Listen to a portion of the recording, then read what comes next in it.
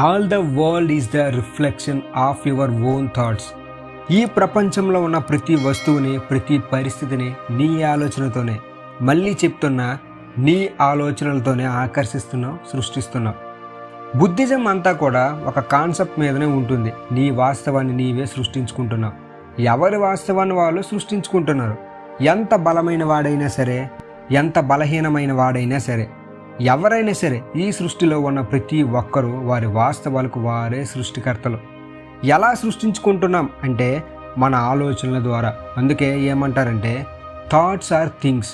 మన ఆలోచనలే వస్తువులుగా మారుతున్నాయి. మనం మన మెదడులో ఒక థాట్ ఫామ్ని క్రియేట్ చేసి దానికి ఒక పని చెప్పామనుకోండి, ఖచ్చితంగా అది మన మాట వింటుంది. భౌతికంగా మనం ఎన్ని పనులు చేసినా కూడా మన మైండ్ అనేది ఏదో ఒక ఆలోచనని చేస్తూ ఉంటుంది. చాలామంది అనుకుంటారు ఆలోచనలు అనేవి మన జీవితం మీద ఎలాంటి ప్రభావాన్ని చూపవని. దాని మీద ఎవరికీ ఎరుకుండదు అసలు. కానీ మీరు గమనించాల్సిన విషయం ఏంటంటే సృష్టి మొత్తానికి మూలమే ఆలోచన. మనం భౌతికంగా అన్నీ కరెక్ట్గా పనులు చేస్తాం, చక్కగా కష్టపడతాం, మంచి ప్లాన్లు వేసుకుంటాం, సక్సెస్ అవ్వాలనుకుంటాం. కానీ చివరి మూమెంట్లో సక్సెస్ అవ్వలేం. ఎందుకు అలా అయ్యిందని అర్థం కాదు. ఎక్కడ తప్పు జరిగిందో మనం తెలుసుకుంటే అది మన ఆలోచన ప్రపంచంలోనే. మీరు అంతా బాగానే చేస్తున్నారు కానీ మీ మైండ్లో నెగిటివ్గా ఆలోచిస్తున్నారు. అది వస్తుందా రాదా అని. ఇలాంటి ఆలోచనలు ప్రతి పరిస్థితి పైన ప్రభావాన్ని చూపిస్తాయి. మన మైండ్లో మన ఆలోచనలు ఎలా ఉన్నాయో మన మైండ్లో నుంచి పుట్టేవే మన ప్రపంచంగా మారుతాయి. బుద్ధుడు చెప్పిన మాటలను మీరు పరిశీలిస్తే మీకు బాధ కలిగినా మీరే సృష్టించుకుంటున్నారు. మీకు మంచి ఫలితాలు వచ్చినా మీరే సృష్టించుకుంటున్నారు. మీకు సంతోషం కలిగిందా అది కూడా మీరే సృష్టించుకుంటున్నారు. మీరు మంచి అనుభూతి చెందడం ద్వారా మాత్రమే మీ భవిష్యత్తును బాగు చేసుకోవచ్చు. మీరు మీ భావోద్వేగాలను నియంత్రించగలరా లేదా అనేది మీ చేతుల్లో ఉంది. భావోద్వేగాలు అనేవి అంటే ఎమోషన్స్, హ్యూమన్కి ఇన్బిల్ట్ బిహేవియర్ సిస్టమ్. కానీ మన భావోద్వేగాలు మన ఆలోచనలను ఖచ్చితంగా నియంత్రించగలవండి. అంతర్గత ఆలోచనలు, భావోద్వేగాలు ఒకదానికొకటి ఇంటర్నల్గా కనెక్ట్ అయ్యి ఉంటాయి.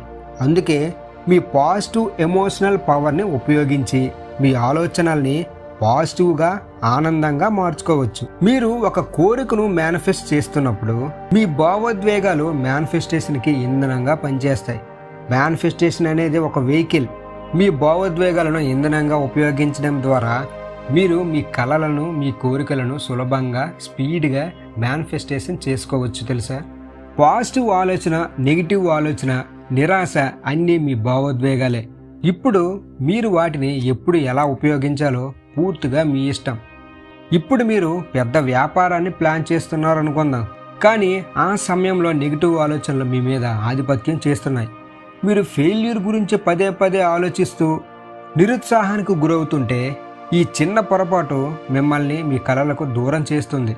మీరు కలల్ని ఎలా వ్యక్తం చేస్తున్నారో అదే విధంగా మీరు మీ భావోద్వేగాలను కూడా వ్యక్తం చేస్తున్నారని మీరు తెలుసుకోవాలి. ఇది పూర్తిగా లా ఆఫ్ అట్రాక్షన్ పై ఆధారపడి ఉంటుంది. మీరు నిజంగా ఆకర్షించాలి అనుకున్న వాటిని మాత్రమే మీరు ఆకర్షిస్తారు. వాస్తవానికి మీ ఎమోషన్స్ పై మీకు నియంత్రణ లేదని మీరు అనుకోవచ్చు. లేదా కొన్నిసార్లు మీరు మీ భావోద్వేగ అవసరాలు తీర్చడం లేదని మీరు భావించవచ్చు. ఒకవేళ అలా అనిపిస్తూ ఉన్నట్లయితే గుర్తుపెట్టుకోండి, మనం మనుషులం. ఇదంతా మనకు పూర్తిగా సాధారణం. కానీ మీరు నెగిటివ్ వాతావరణంలో జీవిస్తే భావోద్వేగాలను వ్యక్తపరచడం చాలా కష్టం. లేదా మీరు నెగిటివ్ విషయాలను ఆలోచిస్తున్నట్లయితే మీ ఎమోషన్స్ నెగిటివ్గా స్పందించడం ప్రారంభించవచ్చని స్పష్టంగా తెలుస్తుంది. ఆపై అన్ని పాజిటివ్ పరిస్థితులు ఉన్నప్పటికీ మీరు నెగిటివ్నే ఆకర్షిస్తారు. ఇక్కడ ఒక ముఖ్యమైన ప్రశ్న తలెత్తుతుంది. మీరు పాజిటివ్ ఎమోషన్స్ని ఎలా జర్నలిస్ట్ చేయొచ్చు? దీనికోసం మీరు కొన్ని విషయాలను గుర్తుంచుకోవాలి. ముందుగా మీ పాజిటివ్ ఎమోషన్స్ని ట్రాక్ చేయాలి. మీరు రోజంతా పాజిటివ్ ఎమోషన్స్ని ఫీల్ అయినప్పుడు మీ లైఫ్ని సిద్ధం చేయండి. ఇది మీ జీవితంలో జరిగే మంచి విషయాలపై మీ దృష్టిని కేంద్రీకరిస్తుంది. మీ పాజిటివ్ ఎమోషన్స్ని ట్రాక్ చేయడం ద్వారా మీరు అనేక విభిన్న పాజిటివ్ భావాలను అనుభవించవచ్చు. గ్రాటిట్యూడ్ ఇతర పాజిటివ్ ఎమోషన్స్ నిర్వహిస్తుందని తెలుసుకోవాలి. మీ జీవితంలో మీరు గ్రాటిట్యూడ్తో ఉన్న ప్రతి దాని లిస్ట్ని మీరు రూపొందించడం స్టార్ట్ చేయండి. మీరు రోజులో కృతజ్ఞతతో ఉన్నవి 3 లేదా 4 విషయాలను రాయండి. మీకు నివసించడానికి ఇల్లు ఉన్నట్లే మీ కుటుంబ సభ్యులు ఉంటారు. మీకు ఇష్టమైన పెంపుడు జంతువులు కూడా ఉండొచ్చు. ఇలాంటి విషయాలకు కూడా గ్రాటిట్యూడ్ చూపించవచ్చు. మిమ్మల్ని మీరు మరింత పాజిటివ్గా మార్చుకోవడానికి పాజిటివ్ మాటలను, అఫర్మేషన్స్ని జపించడం మీ జీవితంపై మంచి ప్రభావాన్ని చూపిస్తాయి. గ్రాటిట్యూడ్ అనేది మీరు ఫీల్ అవ్వగలిగితే అది చాలా ముఖ్యమైన పాజిటివ్ ఎమోషన్. మనం మన జీవితంలోనే నెగిటివ్ పరిస్థితుల గురించి పదే పదే మాట్లాడతాం. అయితే మన జీవితంలోని పాజిటివ్ కదలికల్ని మనం ఎంతవరకు గుర్తించుకుంటాం అనేదే ప్రశ్న.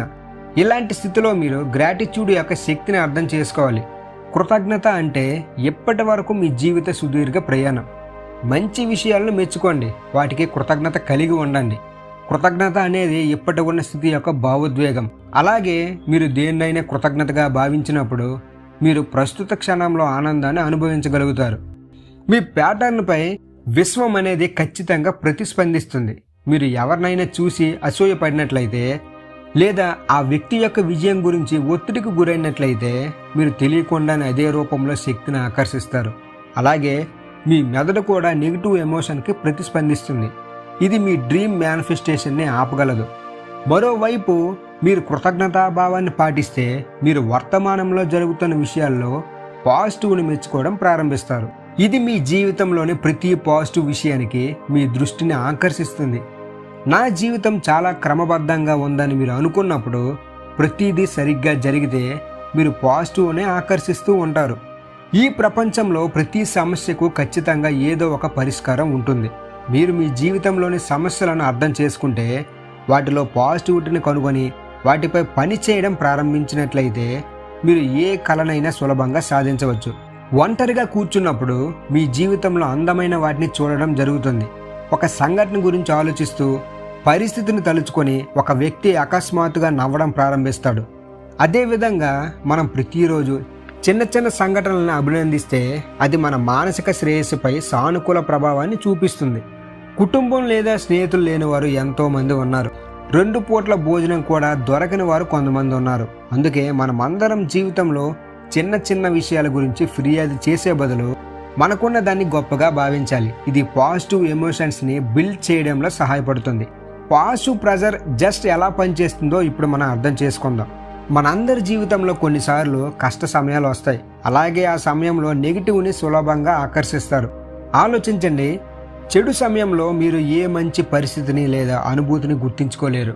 అయితే ఇది ఖచ్చితంగా సాధారణం. ఇది చాలామంది వ్యక్తుల్లో జరుగుతుంది. అందుకే మనం మంచి కుటుంబాన్ని భద్రపరుచుకోవాలి. దానివల్ల అవసరమైనప్పుడు వారిని గుర్తించుకోవడం ద్వారా మనల్ని మనం ప్రేరేపించుకోవచ్చు. అది ఫోటోగ్రఫీ అయినా, ఎవరైనా ఇచ్చిన బహుమతి అయినా, లేదా పెయింటింగ్ అయినా. చెడు సమయాల్లో మీరు ఈ అద్భుతమైన విషయాలను ఉపయోగించి పాజిటివ్గా ఫీల్ అవ్వచ్చు. మీరు పాజిటివ్ కలెక్షన్స్ని పరిశీలిస్తే చాలా నెగిటివ్ ఆలోచనలు ఆ క్షణంలోనే మీ మనసు నుంచి దూరంగా వెళ్ళిపోతాయి. అలాగే అవి బలం, ఆనందం, కృతజ్ఞత వంటి పాజిటివ్ ఎమోషన్స్ని ఏర్పరచడంలో మీకు సహాయపడుతుంది. And next, visualisation. విజువలైజేషన్ ఒక కళ. దీనివల్ల మీలాంటి కళలు కనే కళాకారులను సృష్టించుకోవచ్చు. సెలబ్రిటీస్ నుండి పారిశ్రామికవేత్తల వరకు ప్రతి ఒక్కరూ తమ కళలను సాధించుకోవడానికి విజువలైజేషన్ పద్ధతిని అవలంబిస్తారు. మీ కళ, మీ కోరికను దృశ్యమానంగా చూసినప్పుడు అది మీ సబ్ కాన్షియస్ మైండ్ని యాక్టివేట్ చేస్తుంది.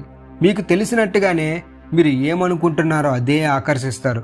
మీ డ్రీమ్స్, గోల్స్ను మేనిఫెస్ట్ చేయడానికి అవసరమైన రిసోర్సెస్, టూల్స్, స్కిల్స్ సేకరించడానికి సులభతరం చేయడానికి విజువలైజేషన్ మెథడ్తో సమన్వయం చేస్తుంది. విజువలైజేషన్ సరిగ్గా కొలతలా పనిచేస్తుంది. మీరు మీ కళలను మీ కళ్ళ ముందు దృశ్య రూపంలో చూసినప్పుడు అది మీ మానసిక ఒత్తిడిని తగ్గిస్తుంది. అలాగే మీ శరీరం విశ్రాంతిని, ప్రతిస్పందనను పెంచుతుంది. మీరు కళలు కనాలని ఆలోచిస్తున్నప్పుడు మీరు వెంటనే పెన్ మరియు కాగితంతో కూర్చుంటారా? లేదు కదా. మొదటి ఆలోచన మన మనసులో వస్తుంది. విజువలైజేషన్ యొక్క మొదటి దశ మైండ్ మ్యాప్ని సిద్ధం చేయడం. దీనితో మీరు మీ మనసులో ఏ పనిని ఎప్పుడు చేయాలో అనే దృక్పథాన్ని సిద్ధం చేసుకోండి. దీని తరువాత సిద్ధం చేసిన మైండ్ మ్యాప్ యొక్క ఆలోచనల్ని స్క్రిప్ట్ చేయడం ప్రారంభించండి. స్క్రిప్ట్ని వీలైనంత వివరంగా వివరించండి. దానివల్ల మీరు మీ కలల జీవితంలో ఏం చేయాలో, ఏం చేయకూడదో అని అర్థం చేసుకోవచ్చు. ఇది మెరుగైన ప్రణాళికల్లో సహాయం చేస్తుంది. ఫ్రెండ్స్, ఈ వీడియోని ఇంకా కంటిన్యూ చేయాలంటే కామెంట్ బాక్స్లో కామెంట్ చేయండి. ఈ వీడియోని పార్ట్ 2 రూపంలో మీ ముందుకు తీసుకొస్తా. ఈ వీడియో కానీ మీకు ఉపయోగపడినట్లయితే మన ఛానల్ని లైక్ చేయండి, షేర్ చేయండి, సబ్స్క్రైబ్ చేయడం మాత్రం మర్చిపోకండి. Thank you everyone.